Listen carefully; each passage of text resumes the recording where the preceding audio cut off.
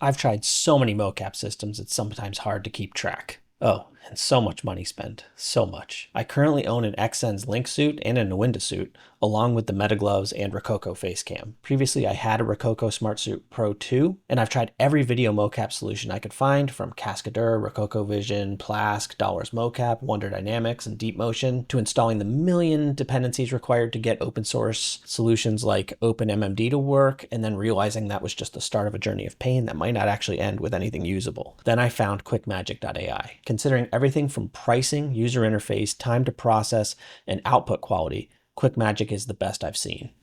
This video isn't sponsored, although I do have an affiliate link down below for you to sign up for QuickMagic. If you use my link or the code THREES when you sign up, you'll get 25% more Vcoins for free, which works for both the free and premium account types, which on the annual license, that's something like 400 extra seconds of mocap for free. I also get a referral bonus, so that's nice too. When I evaluate these systems, I use animations that demonstrate realistic scenarios, and I'll show you 4 of those cases in this video. A jog, an attack combo, and a bunch of other movements just to kind of give you an idea for what QuickMagic can do.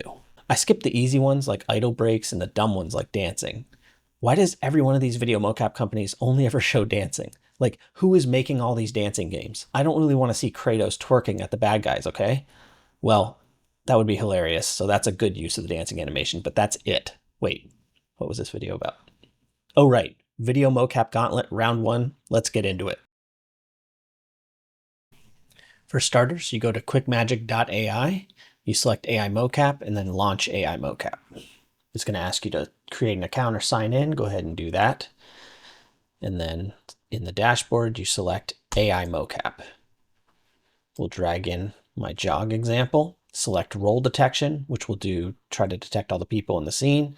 And then you're going to find the Unreal 4 output format, drag that over onto the box of the role detection.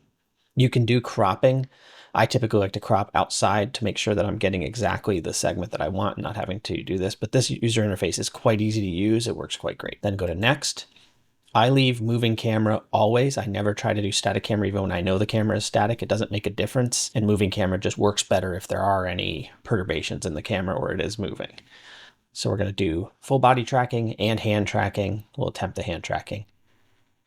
Click generate. One thing about this interface, you're going to want to refresh your web browser to wait for it to actually finish. It doesn't often update itself. Once it's done processing, you refresh and it'll show done as the project status. You can click on it.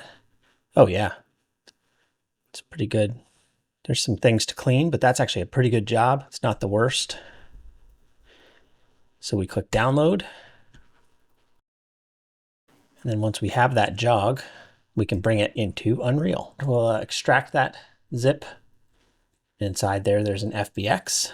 So we'll come over here and I'll show you the process of bringing it in. So we'll just create a folder called jog.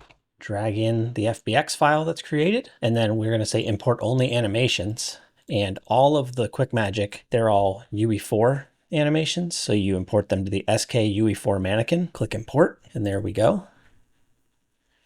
Sure enough, that's actually not a terrible jog. There's a little bit of knees are a little overbent. He's leaning a little too forward.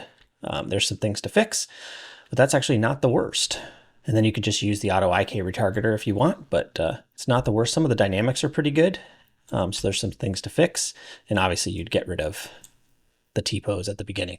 Now I take it through complete polished game ready jog cycle in my mocap course. Score 1 for QuickMagic. That was actually pretty good. And highly usable, and it'll probably allow you to do work a little faster than just creating the jog from scratch. That's it. So let's move on to the second example.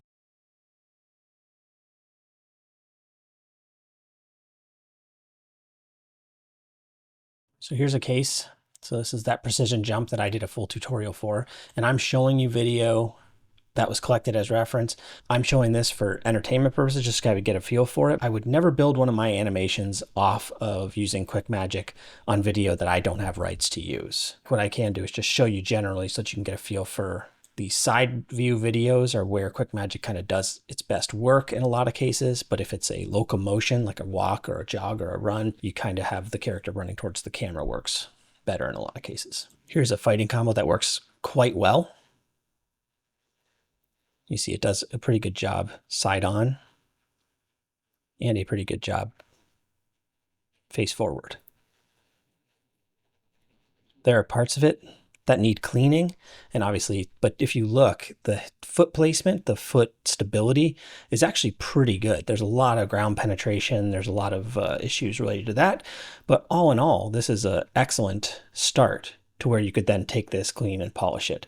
Again, this is for entertainment purposes only. I wouldn't build an animation off of video that I don't own. Here's a case